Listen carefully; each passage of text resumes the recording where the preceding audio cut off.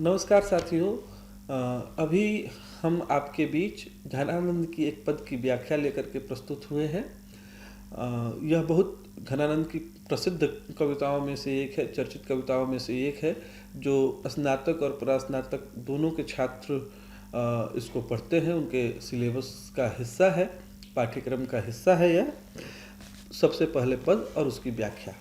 पद है: झलके अति सुंदर आनन गौर, छके दृगराजद कान निछवै, हंसी बोलन में छवि फूलन की, वर्षा उर ऊपर जाति हवै, लटलोल कपोल कलोल करें, कलकंठ बनी जल ज्वाली बने, अंग अंग तरंग उठे, दुतिकी परिहै मनोरूप अवैधर च्वै। ये पद है जो कि घनानंद द्वारा रचित है और घनानंद कवित्त जिसे विश्वनाथ प्रसाद जी ने संपादित किया है उससे लिया गया है। और इस समय में जो घनानंद हैं वो सुजान के रूप सौंदर्य का वर्णन करते हैं। आप सभी जानते हैं कि प्रेम के पीर कवि माने जाते हैं घनानंद। रीतिकाल के रीतिमुक्त काव्यधारा के हस्ताक्षर कवि घनानंद। उनका यह पद है।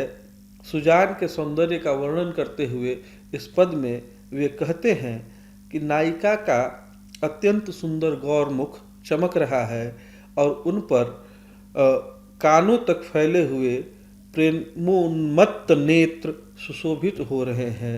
जब वह हंसकर बोलती है तो ऐसा लगता है मानो उसके ऊपर उसके वक्षस्थल पर फूलों की वर्षा हो रही है और वह शोभायमान हो रहा है।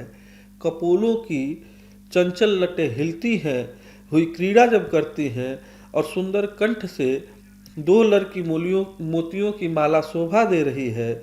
उसके अंग प्रत्यंग की कांति से शोभा की लहरें उठ रही हैं, मानो ऐसा प्रतीत होता है कि अभी यह रूप पृथ्वी पर चू पड़ेगा। सुजान के रूप के सौंदर्य का इतना मार्मिक वर्णन घनानंद के यहाँ मौजूद है।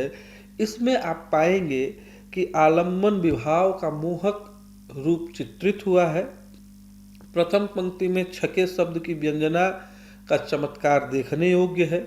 नेत्रों में प्रेम की खुमारी की परिपूर्णता को व्यंजित करने के लिए इसका प्रयोग हुआ है। तृतीय पंक्ति में क तथा ल वर्ण की अनेक बार आवृत्ति होने के कारण इसमें अत्यंता वृत्त्यानुप्रास है।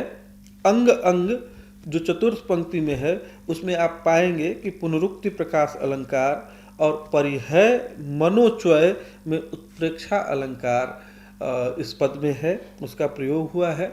इसमें भाषा का माधुर्य और लालित्य जो है वो सुकोमल सौंदर्य चित्रण के लिए उपयोगी है। तो घनानंद की इस कविता और इसकी व्याख्या के साथ आप सबने हमें सुना, उसके लिए बहुत बहुत धन्यवाद।